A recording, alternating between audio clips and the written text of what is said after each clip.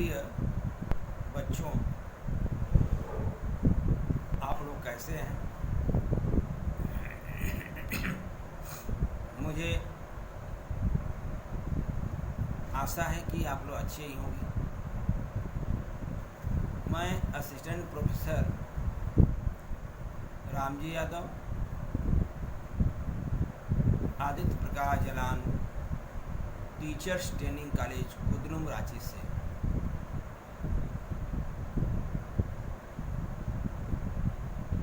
इस महामारी के दौर में और भारत सरकार के आदेशों का पालन करते हुए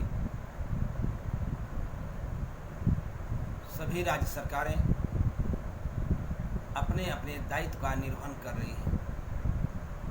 ठीक उसी तरह हम लोग भी अपने माननीय प्राचार्य डॉक्टर रामकेश पांडे जी के आदेशों का पालन करते हुए दिन प्रतिदिन आप लोगों के बीच में ऑनलाइन क्लासें, ऑनलाइन वीडियो भेजी जा रही है।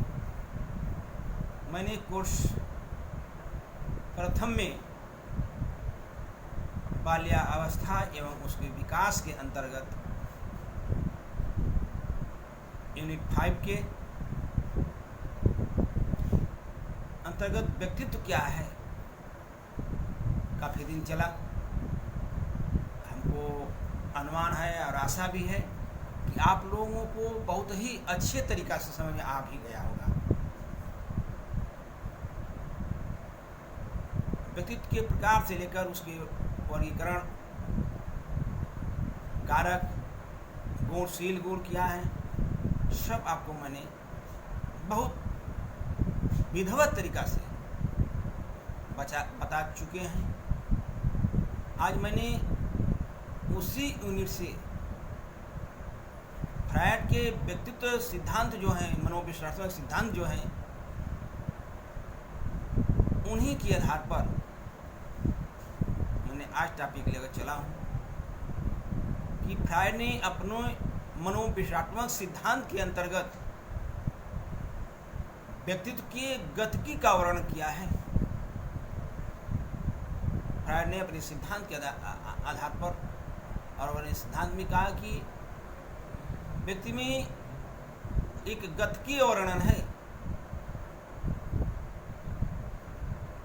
व्यक्तित्व गतिकी है, व्यक्तित्व गतिशील है और उसी आधार पर मैंने आज फ्रायड के मनोविश्लेषणात्मक सिद्धांत के अंतर्गत व्यक्तित्व गतिकी का वर्णन आप लोगों के बीच चर्चाएं करेंगे। कभी कभी ये चीज़ें आपको पूछता है कि व्यक्तित्व गतिकी क्या है, किसने दिया है। स्पष्ट बताया कि फ्रायड का व्यक्तित्व सिद्धांत के अंतर्गत व्यक्तित्व गतिकी सिद्धांत है और फ्रायड ने मनोविश्लेषणात्मक सिद्धांत के अंतर्गत व्यक्तित्व गतिकी का वर्णन किया है। फ्रायड ने मानव को एक जटिल तंत्र मानते हुए कि मानव एक जटिल तंत्र है और कहा भी है कि इसमें शारीरिक एवं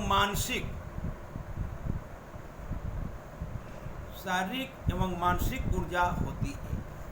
मनुष्य में शारीरिक और मानसिक दोनों ऊर्जाएं होती हैं जो उसे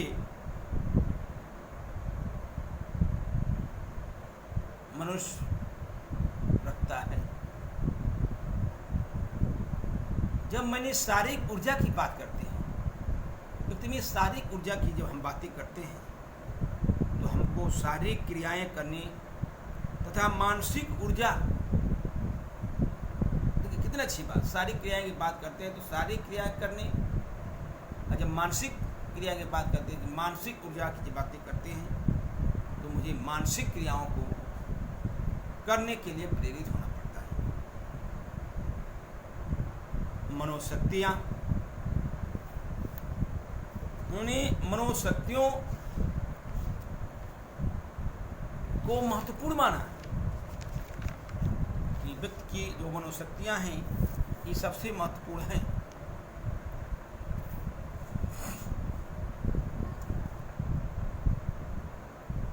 फ्रायड ने, या फ्रायड का मत था, या फ्रायड के अनुसार मूल प्रवृत्तियां व्यक्तित्व की गतिशीलता का प्रमुख स्रोत होती है। गत की आया बात, तो मूल प्रवृत्तियां जो है वो मनुष्य की गतिशीलता के मुख्य स्रोत होते हैं। तो बात है कि वास्तव में मूल प्रवृत्तियां क्या होती हैं। मूल प्रवृत्तियां व्यक्ति के व्यवहार का संचालन। मूल प्रवृत्तियां क्या है? मूल प्रवृत्तियां व्यक्ति के व्यवहार का संचालन और क्या करती हैं? उसकी दिशा का निर्धारण करती है। मूल प्रवृत्ति को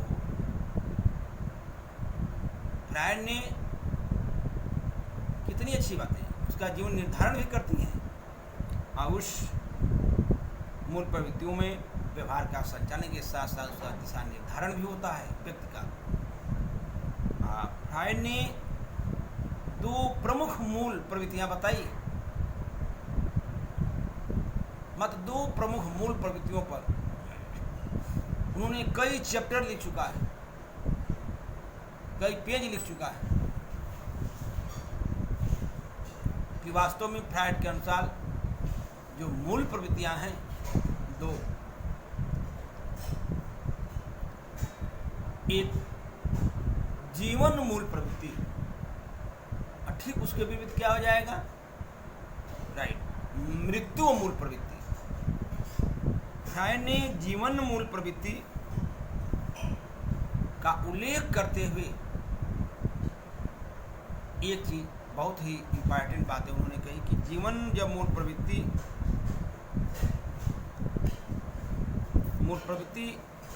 की जब हमने अभिव्यक्ति सकारात्मक व्यवहार एवं रचनात्मक कार्यों से होती है। उसने कहा कि ये जो है सकारात्मक व्यवहार और रचनात्मक कार्यों के लिए होती है। जीवन मूल प्रवृत्ति की बातें बता रहे हैं। फ्रायड ने इसे, जीवन मूल प्रवृत्ति को फ्रायड ने प्रेम मूल प्रवृत्ति भी नाम दिया। किसे प्रेम मूल प्रवृत्ति भी कहते हैं, कहा भी जाता है। और जीवन मूल प्रवृत्ति से जो संबंधित है वो क्या है? जो पहले बताया था, शारीरिक ऊर्जा और मानसिक ऊर्जा। तो जीवन मूल प्रवृत्ति से संबंधित मानसिक ऊर्जा, मानसिक ऊर्जा को फ्रायड ने क्या कहा? उसी मानसिक ऊर्जा को फ्रायड ने काम भावना या लिबिडो कहा। व्यक्ति मानसिक ऊर्जा जो है वो काम भावना और लिबिडो है। काम भावना कहिए या लिबिडो कहिए। ठीक इसके अनुसार व्यक्ति लिबिडो के द्वारा जीवन की, कितनी अच्छी बात है, लिबिडो के द्वारा जीवन की वांछित लक्ष्यों की ओर अग्रसर होता है। वांछित लक्ष्य की ओर अग्रसर होता है लिबिडो के द्वारा, काम शक्ति के द्वारा, काम वासना के द्वारा। जीवन मूल प्रवृत्ति की जब अभिव्यक्ति, पोषण, कितनी अच्छी बात बताया, पोषण और आत्मसंरक्षण, और बताया कि प्रेम और काम, रचना, प्रजनन आदि संबंधित आवश्यकताओं की पूर्ति के रूप में होती है। जीवन मूल प्रवृत्ति, इस अभिव्यक्ति के पीछे बातें आती हैं तो दो प्रकार के अंतर्नोद, बताइए, दो प्रकार के अंतर्नोद आते हैं और कार्य भी करते हैं। एक है अहम मतलब ईड अंतर्नोद और दूसरा एवं काम अंतर्नोद। ईड माने अहम, इदम तो होता है अहम मतलब ईगो, ईगो अंतर्नोद और काम अंतर्नोद में क्या आएगा? काम अंतर्नोद में जैसे भूख, प्यास, निद्रा, विश्राम आदि। क्लियर है ना? काम अंतर्नोद। अहम अंतर्नोद इस शारीरिक आवश्यकताओं की पूर्ति को अभिप्रेरित करती है, शारीरिक आवश्यकताओं की पूर्ति को अभिप्रेरित करती है, जबकि काम अंतर्नोद व्यक्ति को अपने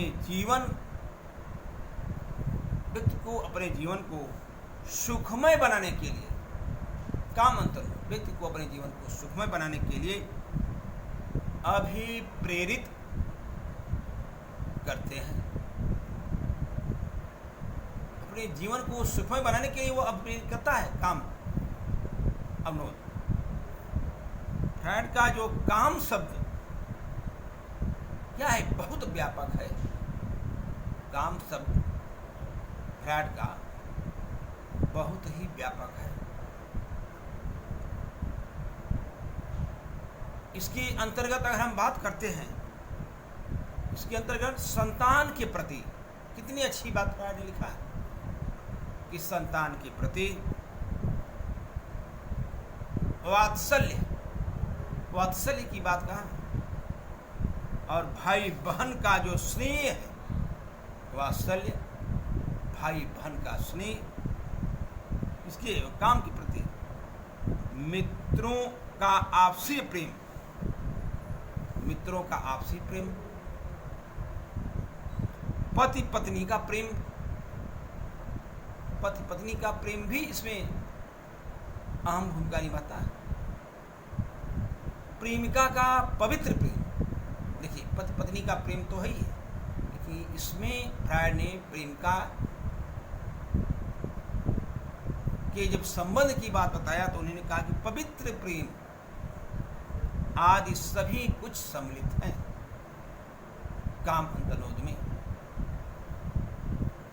अगर काम भावना या काम अंतर्नोद के कारण ही व्यक्ति अपने जीवन को सुखमय बनाने का प्रयास करता है, इन्हीं दोनों के कारण काम भावना और काम अंतर्नोद के अंतर्गत व्यक्ति अपने जीवन का सुखमय बनाने का कार्य करता है। तथा सगे संबंधियों की जब बात आती है तो समाज और मित्रों में मिलजुल करके, स्पष्ट कहा कि मिलजुल करके रहने एवं मानव जाति की सेवा करने से सुख और संतोष की अनुभूति होती है, अनुभूति करता है, मिलजुल करके सुख की अनुभूति करता है। फ्रायड ने व्यक्ति की जो गतिकी की बात कहा है, बहुत ही इम्पॉर्टेंट शब्दों में इन्होंने अपनी बातें रखा। एक बात फ्रायड ने और आप लोगों के समक्ष रखी, फ्रायड की जो मत थी, फ्रायड ने प्रारंभ में फ्रायड ने केवल जीवन मूल प्रवृत्ति की बात कहा था। प्रारंभ में यह जीवन मूल प्रवृत्ति को ही माना था, अब मानता भी था, किंतु बाद में इस मूल प्रवृत्ति के ठीक विपक्ष में और उसके विपरीत उन्होंने मृत्यु मूल प्रवृत्ति की बात कहा। व्यक्ति की जो मूल प्रवृत्तियां दोनों हैं, जीवन मूल प्रवृत्ति और मृत्यु मूल प्रवृत्ति। तो मृत्यु मूल प्रवृत्ति के जो बारे में उन्होंने विचार किया और उसके विचार को व्यक्त भी किया कि मूल प्रवृत्तियों का जो संबंध घृणा, विध्वंस, उत्सुकता आदि से संबंधित प्रवृत्तियां एवं विचार व्यवहारों से प्राप्त होता है। इसलिए इसकी उन्होंने कहा, इसलिए इसकी अभिव्यक्ति विध्वंसात्मक कार्यों एवं आक्रामक व्यवहारों के रूप में होती है। शब्द स्पष्ट है। और जैविक दृश्य मृत्यु मूल प्रवृत्ति उस शक्ति का प्रदर्शन करती है। मृत्यु मूल प्रवृत्ति उस शक्ति का प्रदर्शन करती है जैविक दृष्टि से, जो जीवन को समाप्त कर देना चाहती है। वही तो है जीवन को जो समाप्त कर देना चाहती है, मृत्यु मूल प्रवृत्ति। मनोवैज्ञानिक दृष्टि से हम बात करें तो यह व्यक्ति को विरोधी और आक्रामक बनाती है। विरोधी आक्रामक बना देगी, उसकी जीवन समाप्त हो जाएगा। फ्रायड के अनुसार, अगर फ्रायड फिर उन्होंने कहा, फ्रायड ने कि व्यक्ति अचेतन स्तर पर मरने की इच्छा रखता है। अचेतन स्तर पर मरने की इच्छा रखता है।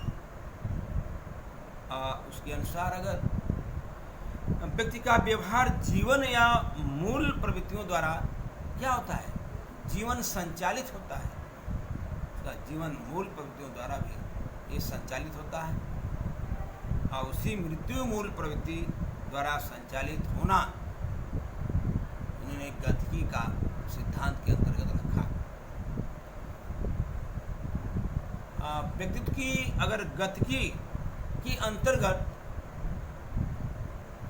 फ्रायड ने मनोशक्ति या मानसिक ऊर्जा, मनोशक्ति की बात कहा और क्या कि उसका मानसिक ऊर्जा की विवरण और उसके उपयोग का भी वर्णन किया। यह गतिकी का उपयोग कहाँ होता है, तब उन्होंने इसके उपयोग का उपयोग भी किया।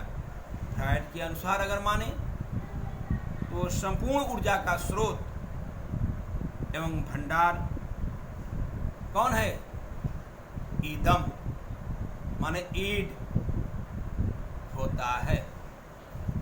आ गए आप उसके मन में, मनोविश्वास सिद्धांत के अंतर्गत इदम ही होता है। इदम इस ऊर्जा को सुख की प्राप्ति एवं इच्छा पूर्ति की बात करता है। इसी इच्छा से सुख की प्राप्ति और इच्छा की पूर्ति का उपयोग करना चाहता है। अहम एवं परा अहम मतलब ईगो और सुपर ईगो के पास अपनी कोई ऊर्जा नहीं होती है, कोई ऊर्जा नहीं होती अहम और पराम के पास। अहम को इदम से ऊर्जा उधार के रूप में, किस रूप में, उधार के रूप में प्राप्त होती है। सब कुछ इदम है और ऊर्जा किससे लेता है, इदम से। अहम इदम से ऊर्जा प्राप्त होती है उधार लेकर। अहम जिस प्रक्रिया द्वारा इदम से ऊर्जा प्राप्त करता है उसे तदात्मीकरण, कितनी अच्छी बातें बताया, उसी को मैंने तदात्मीकरण कहते हैं। अगला पॉइंट मैं आपको बताऊंगा जब पढ़ाएगा व्यक्तित्व के अनुसार व्यक्तित्व का विकास जो पढ़ाएंगे तो मेरे क्लियर हो जाएगा। फ्रायड के अनुसार व्यक्तित्व विकास क्या है, उसमें तदात्मीकरण आएगा, क्लियर कर देंगे। अभी इतना से लेके चल रहे हैं नाम आया। तदात्मीकरण मनोरचना की बातें कहते हैं कि यह तदात्मीकरण मनोरचना है। अहम इस ऊर्जा का उपयोग, अहम मतलब ईगो, इस ऊर्जा का प्रयोग प्रत्यक्षीकरण, स्मरण, विभेदन, निर्णय, तर्क करने की क्षमता एवं सामान्यीकरण के आदि उच्च मानसिक क्रियाओं में करता है। कितनी अच्छी बातें होता है, उच्च मानसिक क्रियाओं में करता है। तर्क संगत सब चीजें जो आ रहे हैं, जितना नाम गिराए हैं, इसके साथ ही अहम को इस ऊर्जा की कुछ मात्रा इदम के आवेगी एवं विवेकहीन कार्यों और इच्छाओं पर नियंत्रण रखने में खर्च करनी पड़ती है, पर नियंत्रण रखने में खर्च करनी पड़ती है। जब ये बातें मैंने समायोजन की दृष्टि से करेंगे, अपने आप में समायोजन की बातें, लास्ट में यही निष्कर्ष निकलेगा कि व्यक्तित्व की जो गतिकीय वर्णन है फ्रायड के अनुसार, कि जब तक तीनों का समायोजन एक साथ नहीं होगा, तो एक के बिना, एक की अनुपस्थिति में दूसरा कार्य ठीक तरीका से नहीं कर पाएगा। इसीलिए फ्रायड ने समायोजन की बात बताया कि समायोजन में चिंता व्यक्ति को सम्मानित खतरों से सतर्क करती है। यानी समायोजन की बात ही करें, समायोजन में चिंता जो है वो व्यक्ति को खतरों से मुक्ति दिलाती है।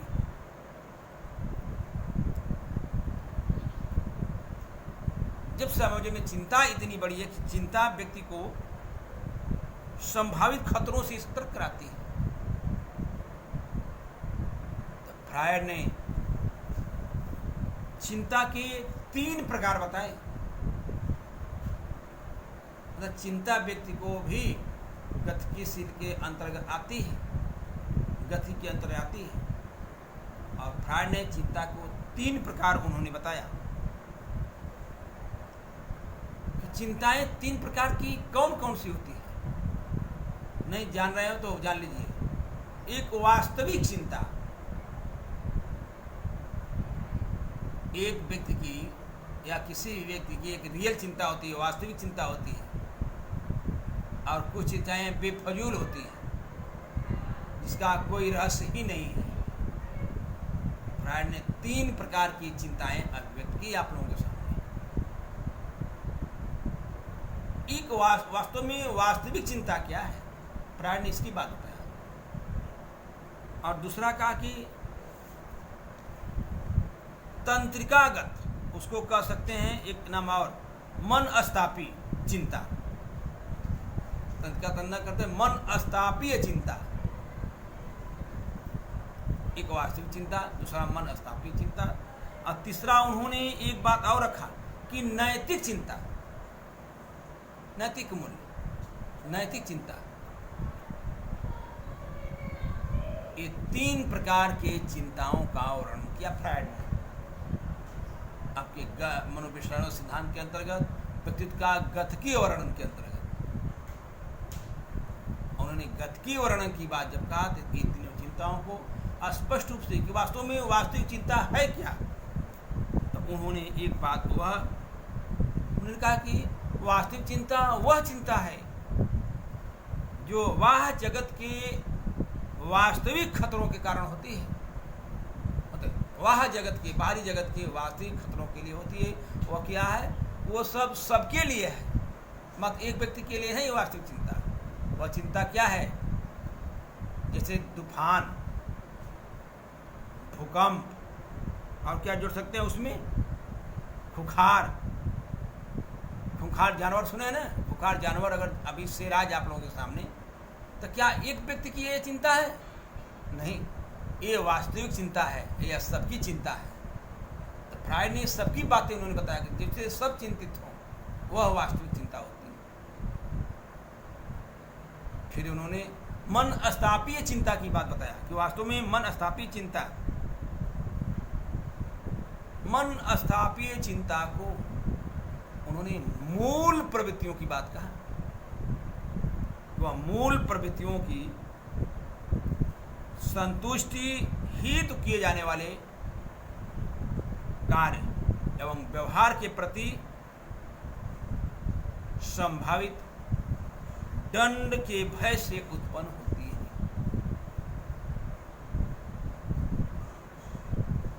क्या? व्यवहार के प्रति संभावित दंड के रूप या दंड के भय से उत्पन्न होती है मनस्तापीय चिंता। यह चिंता इदम की इच्छाओं पर, देखिए इदम की इच्छाओं पर, मतलब ईड की इच्छाओं पर अहम के द्वारा नियंत्रण न कर पाने के कारण होती है। ईड के द्वारा अहम पर अगर नियंत्रण न कर पाने के कारण ये चीजें होती है, चिंता है।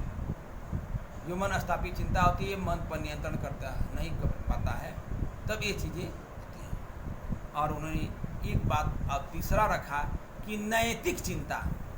वास्तव में नैतिक चिंता क्या है?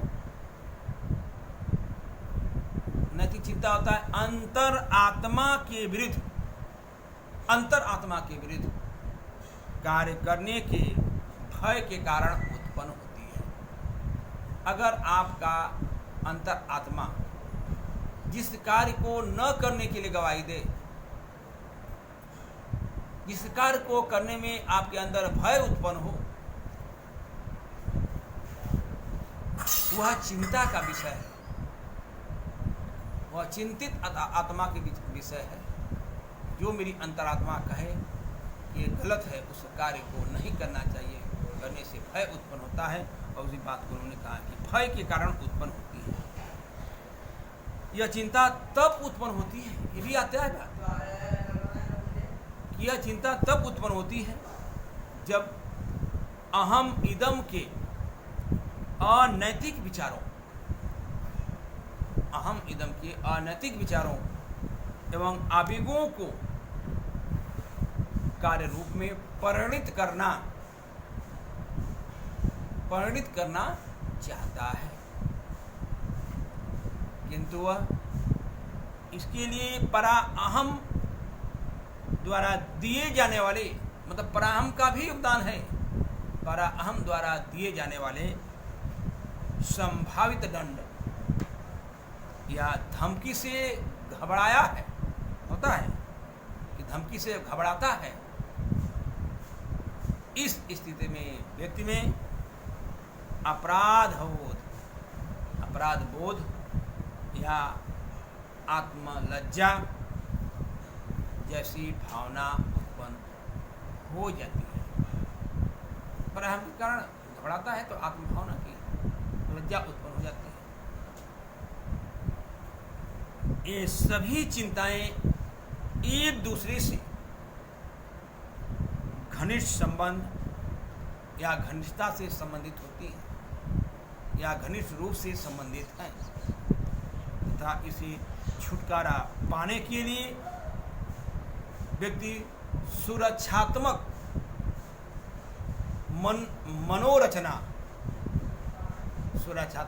मनोरचना का प्रयोग करता है। कैसे मुझको सुरक्षा मिले, तब उसका प्रयोग करता है। उसी आधार पर सुरक्षात्मक मनोरचना क्या है, इसको भी स्पष्ट किया है फ्रायड ने। इसीलिए बातें फ्रायड के अनुसार जो व्यक्तित्व विकास है रखा कि वास्तव में व्यक्तित्व का विकास किस सुरक्षात्मक एकता से हुआ है, सुरक्षात्मक मनोरचना से हुआ है। उस पर भी फ्रायड ने अपनी बात बहुत ही इम्पॉर्टेंट और महत्वपूर्ण शब्दों में रखा कि फ्रायड के अनुसार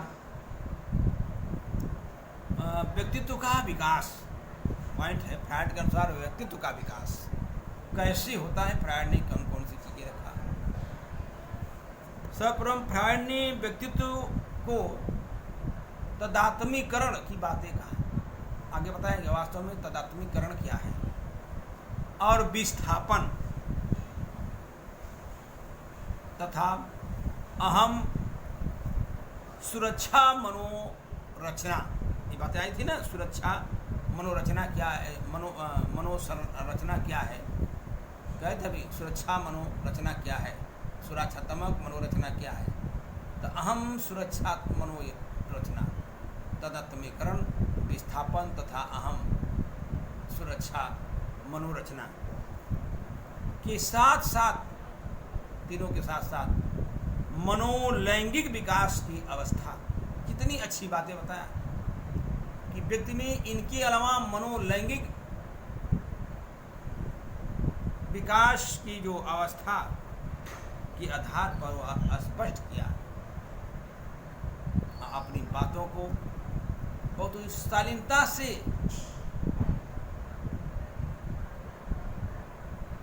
आप लोगों के समक्ष अध्ययन करके फ्रायड ने इस बात को रखा।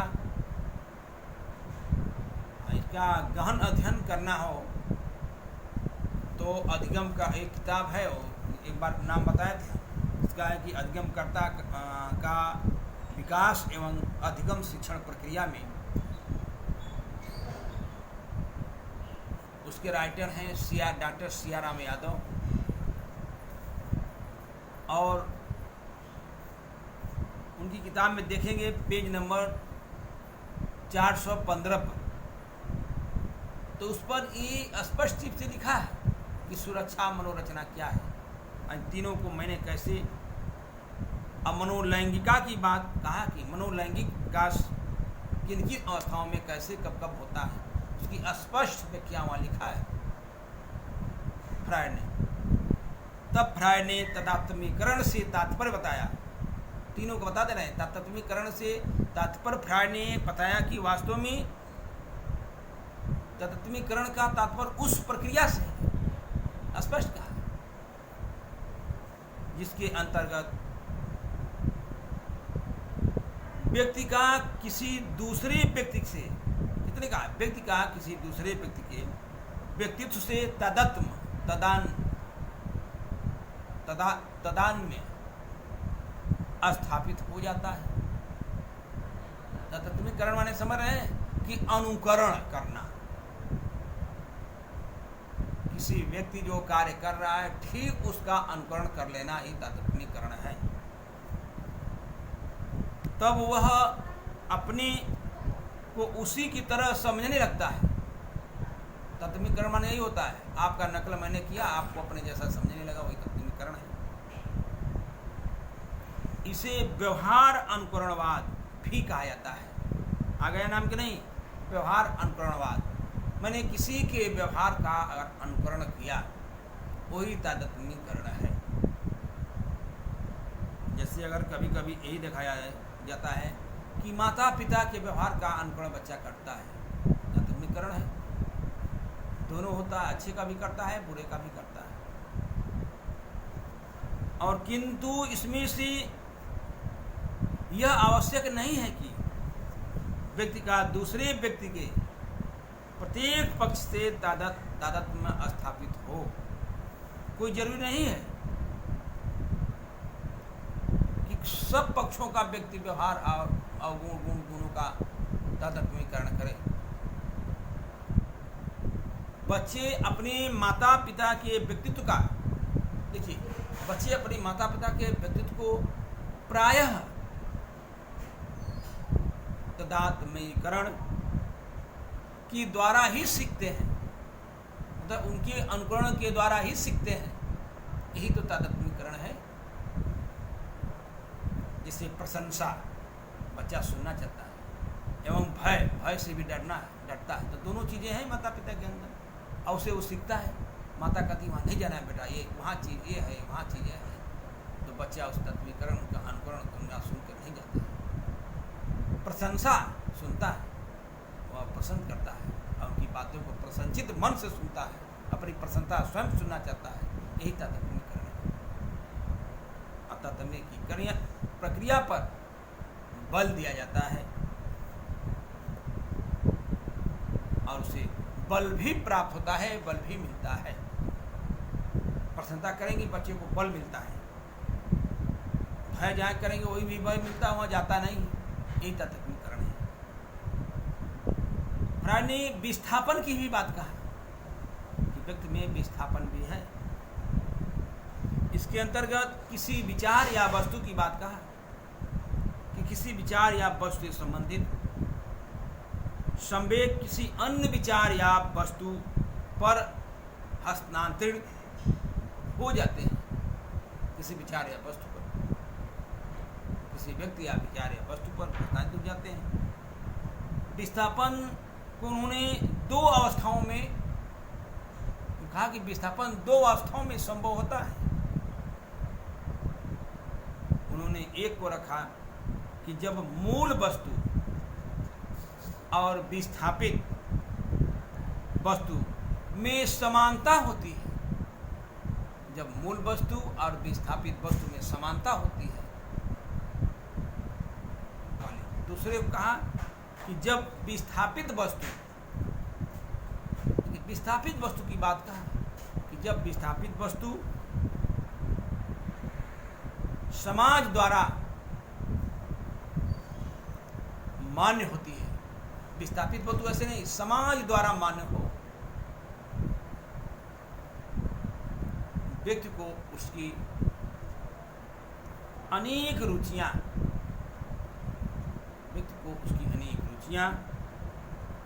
अभिवृत्तियों एवं मूल्य आदि विस्थापन के द्वारा ही मिले हुए होते हैं। मूल वस्तु की बात है, वही विस्थापन है। एक चीज और वो जोड़े थे, 3 बताया था। फ्रायड ने 3 प्रकार के व्यक्तित्व का विकास के बारे में बताया था। और तीसरा है अहम सुरक्षा मनोरचना। पहले आया था सुरक्षा मनोरचना का प्रयोग करता है, वही है अहम माने ईगो सुरक्षात्मक मनोरचना।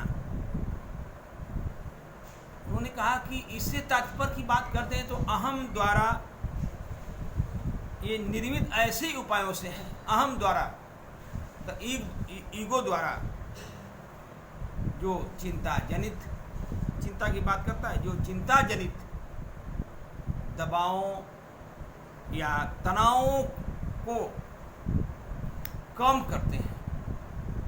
अहम तनाव और चिंता को कम करते हैं। फ्रायड के अनुसार जब चिंता के कारण व्यक्ति पर बहुत अधिक दबाव होता है, अगर व्यक्ति किसी कार्य की चिंता करता है तो उस व्यक्ति पर सबसे अधिक दबाव होता है। अतः अहम कुछ ऐसे उपायों या यांत्रिकी का प्रयोग करता है। अहम ईगो प्रयोग करता है जो सुरक्षात्मक होते हैं। जो प्रयोग करता है वह सुरक्षात्मक होते हैं। ये उपाय ही अहम सुरक्षा मनोरचना कहलाती है। यही अहम सुरक्षा मनोरचना कहलाती है।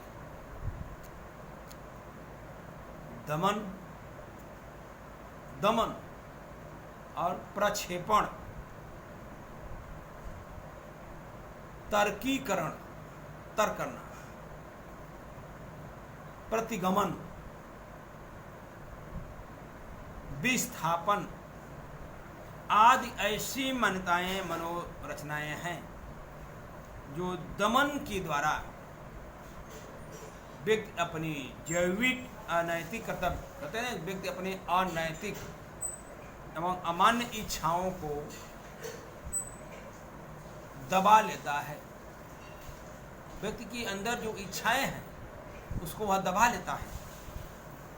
और प्रक्षेपण की बातें मैंने बताया था, प्रक्षेपण के द्वारा व्यक्ति अपनी इच्छाओं को दूसरों के व्यवहार में आरोपित कर देता है। प्रक्षेपण में आप व्यक्ति अपनी इच्छाओं को दूसरे के व्यवहार में आरोपित कर देता है। और जब मैंने तर्कीकरण की बात करेंगे, व्यक्ति अपनी अनुचित इच्छाओं की तार्किक व्याख्या करके, अनुचित इच्छाओं की तार्किक व्याख्या करके उनका परित्याग कर देता है। अनुचित इच्छा है व्यक्ति के अंदर तो उसका परित्याग कर देना ही एक व्यक्ति के व्यक्तित्व का लक्षण अच्छा है। प्रतिगमन, एक शब्द था प्रतिगमन के द्वारा व्यक्ति प्रौढ़ावस्था में ही बाल्यावस्था जैसा विचार एवं व्यवहार के माध्यम से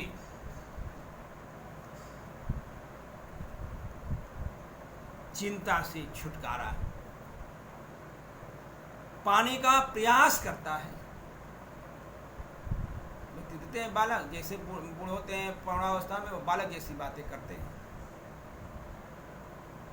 और विस्थापन के द्वारा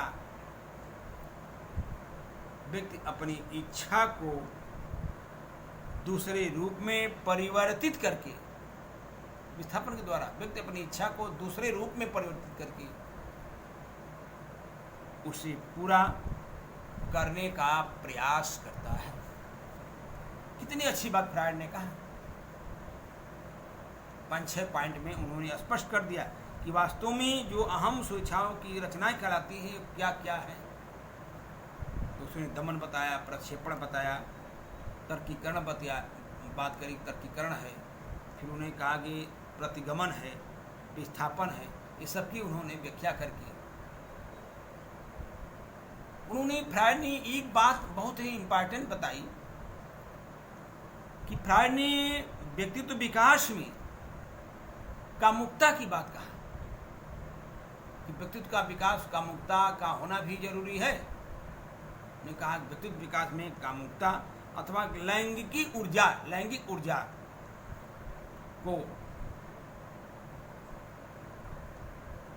को बताते हुए अधिक महत्व प्रदान किया। उन्होंने लैंगिक ऊर्जा को अधिक महत्व प्रदान किया और इसने 5 मनोलैंगिक अवस्थाओं के व्यक्तित्व का विकास का वर्णन किया कि व्यक्तित्व का विकास जो होगा ये 5 अवस्थाओं के द्वारा ही होता है। व्यक्तित्व के अनुसार यानी फ्रायड के अनुसार व्यक्तित्व विकास, फ्रायड के अनुसार व्यक्तित्व विकास ये 5 अवस्थाओं के अनुसार ही व्यक्तित्व का विकास होता है। इस 5 अवस्थाओं को उन्होंने एक एक करके अभिव्यक्त भी किया। और उन्होंने पहली अवस्था को फ्रायड ने कहा कि मुखी अवस्था मतलब मुख के द्वारा बालक का लैंगिक विकास, लैंगिक ऊर्जा कैसे होता है, लैंगिक ऊर्जा कैसे अभिव्यक्त करता है, तो उसको हम पता नहीं। बालक मुंह से कैसे लैंगिक ऊर्जा अभिव्यक्त करता है। फ्रायड के अनुसार जन्म से लेकर 18 माह तक अवस्था को लैंगिक अवस्था बताया, मुखी अवस्था बताया लैंगिक ऊर्जा के अंतर्गत।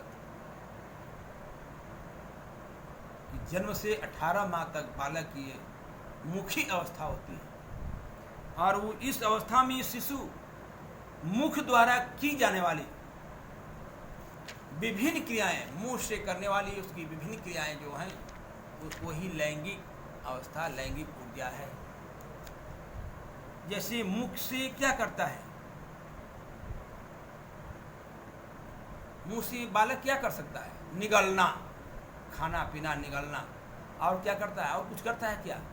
काटना। काटना भी उसकी मुख्य अवस्था है। आदि के माध्यम से उन्होंने यौन सुख प्राप्त करता है। ये सब करने से उसे यौन सुख प्राप्त होता है। बालक को ये सब करने से, मुख्य अवस्था करने से यौन सुख प्राप्त होता है। लैंगिक ऊर्जा के अंतर्गत उसके विकास होता है। इस अवस्था में यौन तृप्ति का केंद्र मुख होता है। उसके यौन तृप्ति का जो केंद्र है उसका क्या है? मुख है। मुख के द्वारा ही वो कर सकता है।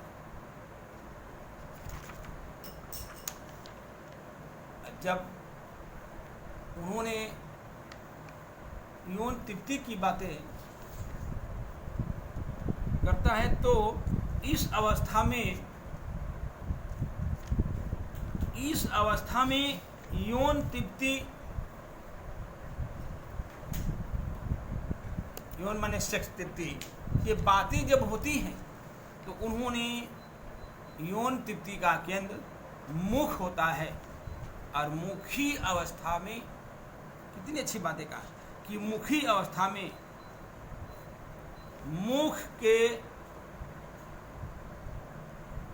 मुख उत्तेजना के कम होने, मुख उत्तेजना को कम होने अथवा मुखीय यौन तृप्ति के होने से बाद में बालक का विकास मुखीय निष्क्रिय व्यक्तित्व के रूप में होता है। वह बाद में निष्क्रिय हो जाता है। ऐसे व्यक्तित्व वाले व्यक्ति आशावादी, कितनी अच्छी बातें बताए। ऐसे व्यक्तित्व वाले व्यक्ति आशावादी, सहयोगी, विश्वसनीय एवं पर निर्भर होते हैं। इसके विपरीत अगर बात करें, इसके विपरीत मुख उत्तेजना अधिक होने अर्थात मुखी यौन तृप्ति न हो पाने की स्थिति में कालांतर में व्यक्ति मुखी आक्रामक व्यक्तित्व वाला होता है। ऐसे व्यक्ति निराशावादी, प्रभुत्ववादी, पर उत्पीड़न एवं शोषक होते हैं। अपने आप पर उत्पीड़न और शोषक होते हैं। रायण ने मुखी अवस्था का बहुत ही बारीकी से अध्ययन करके बताया। सिया राम यादव किताब पढ़ेंगे, उसमें पेज संख्या 415-16 पर, तो आपको ये चीजें और क्लियर हो जाएंगी। दूसरी अवस्था बताया कि ये गुदा अवस्था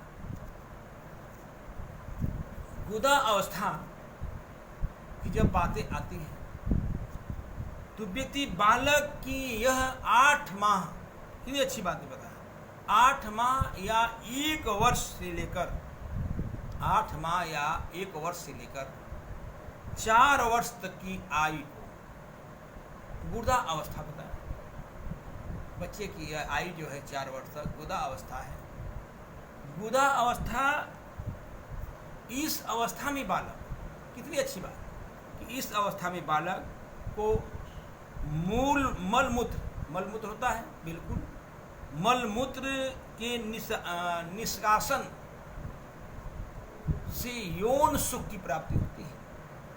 बच्चा देर तक बैठा रहता है शौच में और उसे यौन सुख की प्राप्ति होती है। इस अवस्था के अंत में बालक मलमूत्र रोकने से सामाजिक महत्व को समझने लगता है।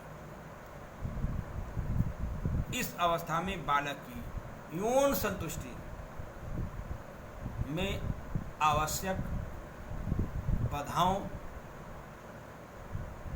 एवं प्रतिबंधों के कारण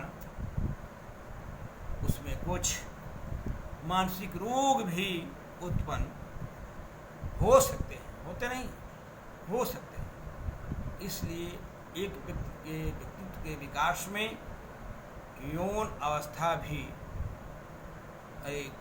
गुदा अवस्था भी अपना महत्वपूर्ण प्रभाव छोड़ती है। अगली बातें, फ्रायड ने कहा कि लैंगिक अवस्था, एक अवस्था और बता, लैंगिक अवस्था। उन्होंने 5 अवस्थाएं बताई थी, 6, हाँ लैंगिक 5 लैंगिक अवस्था, और दूसरे को सुषुप्ता अवस्था, और तीसरा बताया आपका जैनेंद्रिय अवस्था। इस 5 अवस्थाओं की बात बताकर एक व्यक्ति के व्यक्तित्व का निर्माण, उन्होंने कहा कि इतनी अवस्थाओं के बाद एक व्यक्ति के मतलब व्यक्तित्व के विकास में ये सब सारी प्रक्रियाएं होती हैं, इससे ही व्यक्ति का विकास होता है फ्रायड के अनुसार। और लैंगिक को फ्रायड ने 3 वर्ष से लेकर, बताया कि 3 वर्ष से लेकर 7 वर्ष की अवस्था को लैंगिक अवस्था कहा है।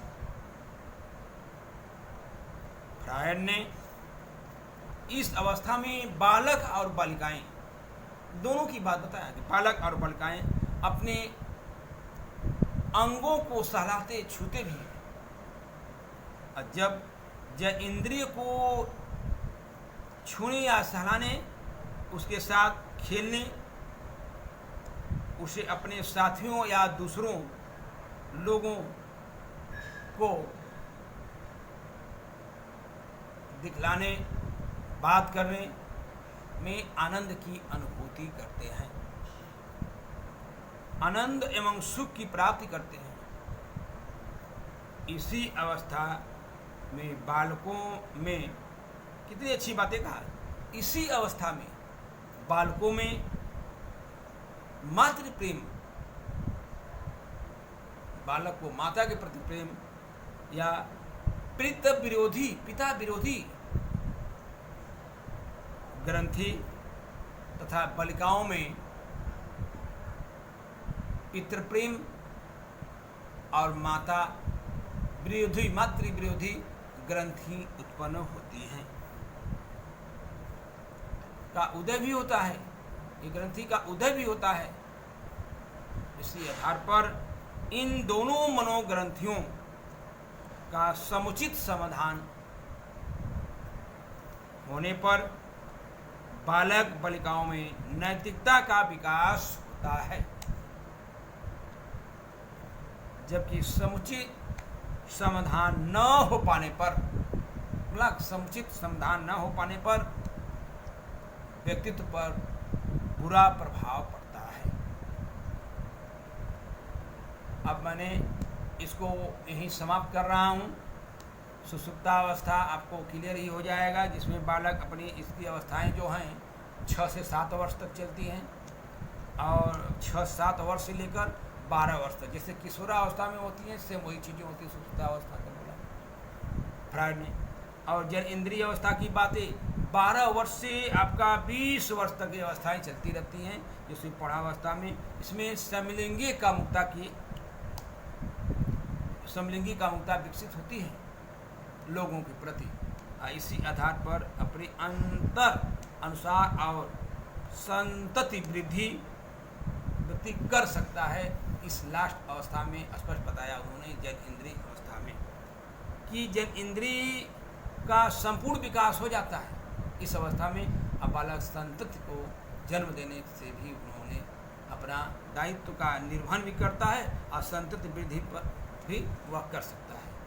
इस पर आज मैं आप लोगों को यहीं पर समाप्त करता हूँ। नेक्स्ट अगले वीडियो में अगले दिन दूसरी टॉपिक लेकर मैं उपस्थित होगा। बहुत बहुत धन्यवाद, बहुत बहुत साधुवाद। जय भारत माता की जय।